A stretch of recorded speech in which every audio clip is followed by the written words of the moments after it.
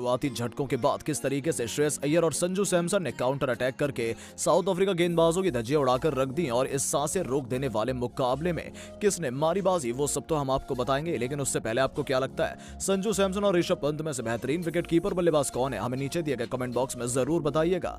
दोस्तों, अफ्रीका के खिलाफ पहले वनडे मैच के लिए लखनऊ के मैदान पर दर्शक पूरे एक्साइटमेंट के साथ मैदान पर आ चुके थे, लेकिन उनके साथ बारिश ने भी दस्तक दे दी। फैंस के साथ सभी खिलाड़ी निराश हो गए। ऐसा लगा मानो मुकाबला रद्द हो जाएगा, लेकिन सबकी दुआएं काम आई और बारिश रुक गई। जब सिक्का उछाला गया तब कप्तान शिखर धवन ने टॉस जीत लिया। उन्होंने पिच में नमी को देखते हुए पहले गेंदबाजी करने का फैसला किया। बारिश के बाद गेंदबाजों को खासा मदद मिलने वाली थी।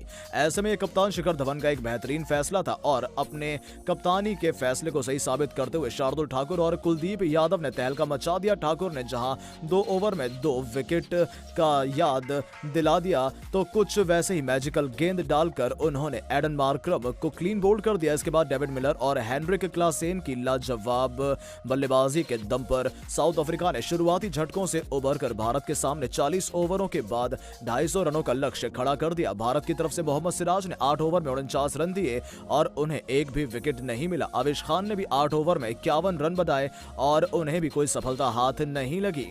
शार्दुल ठाकुर ने लाजवाब गेंदबाजी की, जिन्होंने 8 ओवर में केवल 5 रन देकर 2 बल्लेबाजों का शिकार किया। इसके अलावा कुलदीप यादव ने भी बेहतरीन गेंदबाजी की, जिन्होंने 8 ओवर में 39 रन देकर 1 विकेट लिया। तो युवा गेंदबाज रवि बिश्नोई को भी एक सफलता हाथ लगी।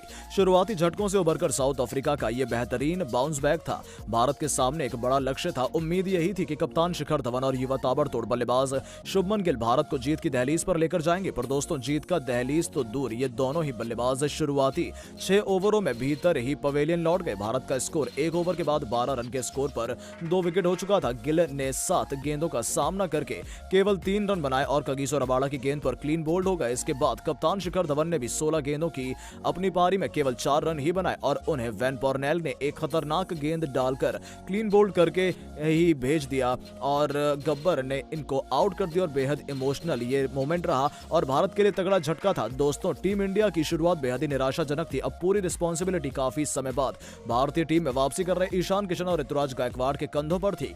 साउथ अफ्रीका की खतरनाक गेंदबाजी का आलम यह रहा, टीम इंडिया ने जैसे तैसे करके 10 ओवरों के बाद केवल 24 रन ही बना पाए। ऐसा बहुत कम ही देखा गया होगा कि टीम इंडिया के बल्लेबाजों ने 10 ओवर में केवल 24 रन ही बनाए। बल्लेबाजी कर रहे ईशान किशन और ऋतुराज गायकवाड़ बेहद ही फूंक कर कदम रख रहे थे, क्योंकि लखनऊ की इस पिच पर गेंदबाजों के लिए खासा मदद थी। फिर 15वें ओवर में गेंदबाजी करने आए लुंगी नगीड़ी ने इस ओवर में दोनों ही बल्लेबाजों ने 2 चौके लगाकर भारत के स्कोर को 45 रनों के पार पहुंचाया और यहां से ऐसा लगने लगा था कि भारतीय पारी अब धीरे धीरे लाइन पकड़ रही है और इन दोनों ही बल्लेबाजों ने आपस में 37 रन जोड़ दिए थे। टीम इंडिया यहां से अभी भी अपने लक्ष्य से 205 रन दूर थी, लेकिन भारत अभी संभल ही पाता कि 17वें ओवर में केशव महाराज ने टीम इंडिया को एक तगड़ा झटका दे दिया।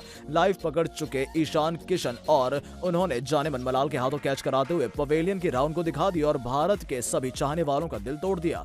अब भारत की जीत धुंधली नजर आने लगी थी, क्योंकि टीम इंडिया 51 रन पर ही अपने 4 विकेट गंवा चुकी थी। लेकिन मैदान पर बल्लेबाजी करने आए थे संजू सैमसन और उनकी बल्लेबाजी देखने के लिए प्रशंसक बेसब्री से इंतजार कर रहे थे। और फिर क्या था, श्रेयस अय्यर के साथ मिलकर उन्होंने काउंटर अटैक शुरू कर दिया। जी हां, 3 गेंद खेलकर छक्के के साथ इन्होंने अपना खाता खोला। लॉन्ग ऑन की तरफ एक खतरनाक गेंदबाजी कर रहे तबरेज शफसी की गेंद पर एक ऐसा छक्का लगाया कि पूरा स्टेडियम दंग रह गया। वहीं दूसरे छोर पर श्रेयस अय्यर ने भी हुंकार भरती थी और जिन्होंने तेज तर्रार पारी खेली शुरू कर दी। अब ईशान किशन 37 गेंदों में 20 रन बनाकर आउट हुए, तो ऐसा लगा कि मानो भारत फंस जाएगा। लेकिन इन दोनों ही बल्लेबाजों ने काउंटर अटैक करके टीम इंडिया की पारी को संभालने की पूरी कोशिश की।